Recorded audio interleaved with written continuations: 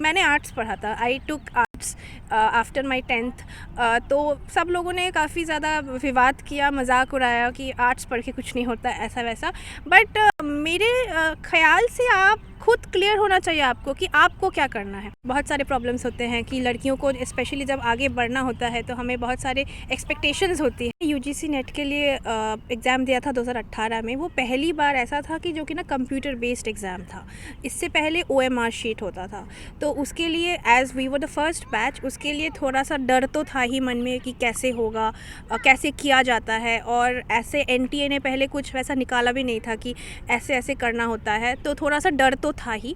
But net political science में निकालने के लिए बहुत सारी स्ट्रैटेजीज़ मैंने अपनाई थी जिस पे मैं रिफ़्लेक्ट करना चाहूँगी।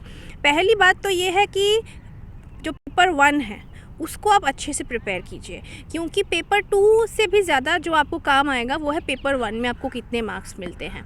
तो उसके लिए नंबर 1 इज़ कि आपको प्रैक्टिस करना पड़ेगा। पेपर मॉड्यूल्स जो निकलते हैं उसको आपको प्रैक्टिस करना पड़ेगा बार बार, जितनी बार हो सके। आजकल तो बहुत सारे ऐप्स आए हैं मोबाइल में जिससे आप प्रैक्टिस कर सकते हो, या फिर जो मॉडल पेपर्स हैं आप वो ले लो, उसको लेके आप प्रैक्टिस करते रहो। उसके लिए आपको अलग से पढ़ने की ज़रूरत नहीं है। ऑब्जेक्टिव बेस्ड क्वेश्चन में क्या होता है, प्रैक्टिस आपको रिफ़ाइन करता रहेगा। तो आप कोशिश कीजिएगा कि जब आप एग्ज़ाम में अपीयर करो उससे पहले आप बहुत सारे मॉडल पेपर्स, स्पेशली पेपर 1 के लिए आप उसको करो। फिर सब्जेक्ट बेस्ड जो पेपर 2 होता है उस पर आप आइडेंटिफाई करो कि आपका प्लस पॉइंट कौन सा पार्ट है पॉलिटिकल साइंस का। पॉलिटिकल साइंस में काफ़ी सारे डिविजन्स होते हैं। कुछ क्वेश्चंस पॉलिटिकल थॉट से आता है, कुछ क्वेश्चन इंडियन पॉलिटिकल थॉट से आता है, कुछ क्वेश्चंस इंटरनेशनल रिलेशन से आता है, कंपैरेटिव पॉलिटिक्स से आती है। तो आप आइडेंटिफाई कीजिए कि अगर मैं पॉलिटिकल थॉट का अटेम्प्ट कर रहा हूँ तो अगर 5 क्वेश्चंस भी आए तो वो मेरा सही हो।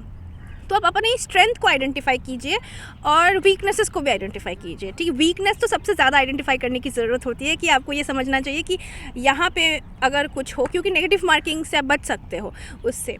तो मेरे टाइम पे तो नेगेटिव मार्किंग था। अभी हालांकि इसमें मेरे को ठीक आइडिया है नहीं कि अभी भी नेगेटिव है या नहीं।